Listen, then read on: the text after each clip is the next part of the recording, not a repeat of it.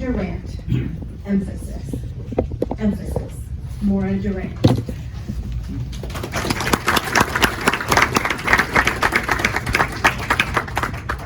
Thank you, Madam Toastmaster. Oh, you're welcome. Every so often, I come across a gem on the internet, like this one. A group of first graders are looking through a picture book of wild animals, and one kid excitedly says, "There's a frickin' elephant!" And the teacher is stunned until she looks at the picture book. The picture is labeled African elephant. African, a frickin'. Like Mike Myers says, you put the emphasis on the wrong syllable. Words that are spelled the same but have different meanings because they're pronounced differently are called heteronyms. An object is something you can hold. To object is to disagree. We just know how to say these words naturally. You don't say, "Your Honor, I object." It's wrong, and you won't be accepted. When my son was born, we decided not to find out the gender beforehand because I had a plan. I knew that I wanted to name my son a certain name, but my husband wasn't on board until I made him be on board because I planted a name into his head so that when the baby was born, he would think he named him, but I named him. Well, it turns out that he actually turned my child's name into a heteronym, and that was wrong. So after our son was born, he comes to me with the birth certificate, and there is the name that I secretly chose. As the middle name, the first name was a name that we hadn't even discussed. I did not approve of this rogue act of individualism. However, marital crisis averted, he picked a good one, David. If only that was where the story ended. My husband said that he wanted to honor my Italian heritage, so we shall pronounce our son's name David. I've been Italian all my life. I'd never heard that pronunciation. I didn't like it one bit. So I knew I had an important decision to make.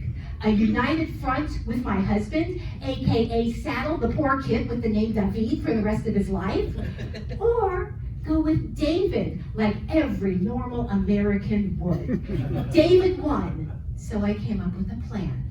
Simple, elegant, and shrewdly underhanded, so that he wouldn't realize I was acting against his interests. All I had to do was introduce the baby to everyone as David. Once the whole world is saying David, John is sure to follow suit. Brilliant, but not, because I didn't account for two things. First is that joyful enthusiasm of being a first-time father. And second, and more importantly, his superior mobility. I am flat on the back in the hospital. He hears the elevator, dashes out, greets everyone, gives him their version of the name before I even have a chance, and everyone comes into the room looking for baby David. And it doesn't end there. At church, at the grocery store, he had this sixth sense of when there was a new person in the vicinity. And then, and I must admit, it was almost like watching a ballet. He would scoop the baby up from the stroller, pirouette. This is my son, David. See someone over there? Meet David. Everyone was calling him David. Butcher, baker, candlestick maker, you name it.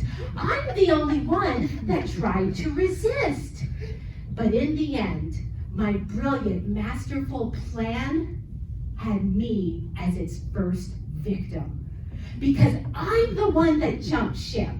I'm the one that joined the David Brigade.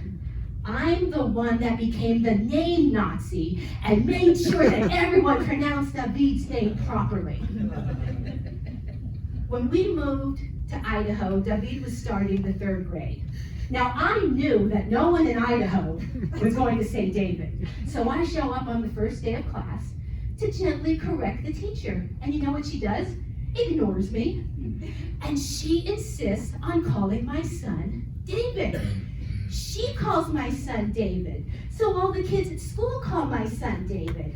And then one day, I heard my son introduce himself to everyone as David. And I said, whoa, what is going on here? Your name is David. And he said, well, I like David better. And I said, I don't care, I'm your mother, David. But what really frosted my flakes was when I heard my husband address our son as David. I said, what gives here? And he just shrugs his shoulders and says, you know, I think he might be at an age where he can decide what he wants to be called. No! 8 years ago, this name was foisted on my son against my wishes. I alone tried to stem the David tidal wave, only to have to admit defeat. And not just admit defeat, I became its most loyal soldier, defending that pronunciation with the fervor of a true believer. And now the architect of this madness simply decides to switch teams, because that's what an 8-year-old wants. Well, what about what his 30-something-year-old wife wanted 8 years ago? Yeah, go ahead. You could color me bitter. But I learned an important life lesson, and that is that you just don't go messing with a frickin' heteronym.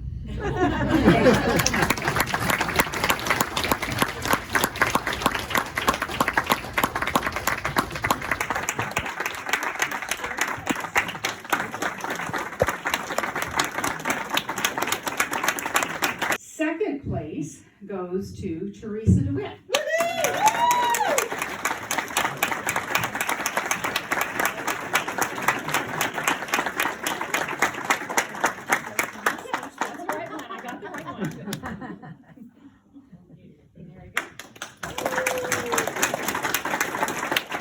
And the winner of our humorous speech, David, is Maura.